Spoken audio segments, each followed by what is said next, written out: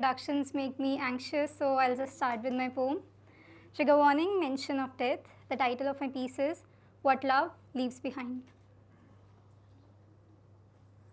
I should be untangling the yard to start crocheting, but you, my love, you have left me behind with a tangled yarn of memories. And every time I open a knot, I touch a memory. And it hurts as if the needle has pricked my finger, and it's my love for you that is oozing out instead of the blood. So here I am with a diary full of love poems and a pen in my hand to stop myself from holding something which then I will keep between my lips and light it up. I don't want to use the cliched lines like you were my missing puzzle piece or my knight in shining armor. But then, my love, how do I tell these people who you were? I always thought that people would come and go, scar me or mark me the moment I let my guard down, just like how when Article 370 was abolished, all of them marked a territory of theirs in the heart of India just to claim they own a piece there to never visit it back, leaving Kashmir or my heart a melancholic place where fear resides in every corner.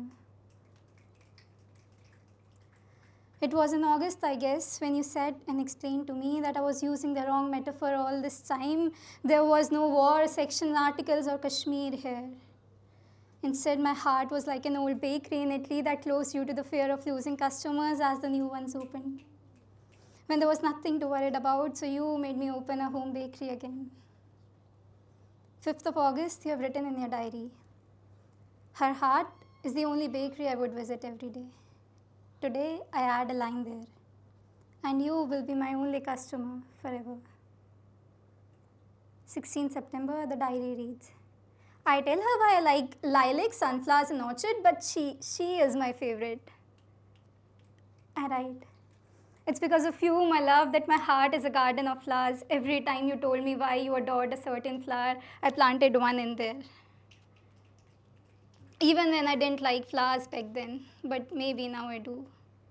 The last time I planted a white lily in there.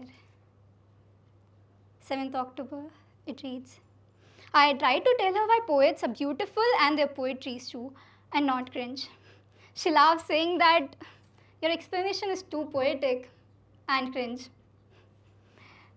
You know, I was never the person who would stare at the pink skies or stop in the middle of the roads to click a rainbow, visit art galleries or museums, or talk to the moon at night. It was you, always you. But lately, I think the moon is going prettier with every passing day. Oh, my love, you have turned me into two things I dreaded the most, a poet and a lover. I didn't know I even started to write this stupid poetry in the first place about you, but whom am I fooling? The cigarettes, the flowers, puzzles, bakery, poetry, skies, the crocheted top, everything reminds me of you. 30th December, you have written. She has written a couple of poetry, but all the metaphors are somehow about homes. I want to tell you, my love, I did it. I wrote an entire poem without mentioning or talking about home. You would ask me, how? Because I made my home in you and you chose to walk away. They ask why I like weird places like museums, old age homes, ICUs, or graveyard. Because I remember you once said, love screams loudest when death is around. And you proved it on 3rd of January. My love, you have left behind a homeless baker with a garden of flowers who does poetry at night and in the day, who walks like a hopeless romantic in art galleries and museums with one hand extended in the air, always for you to hold it. My heart is Kashmir again. Thank you.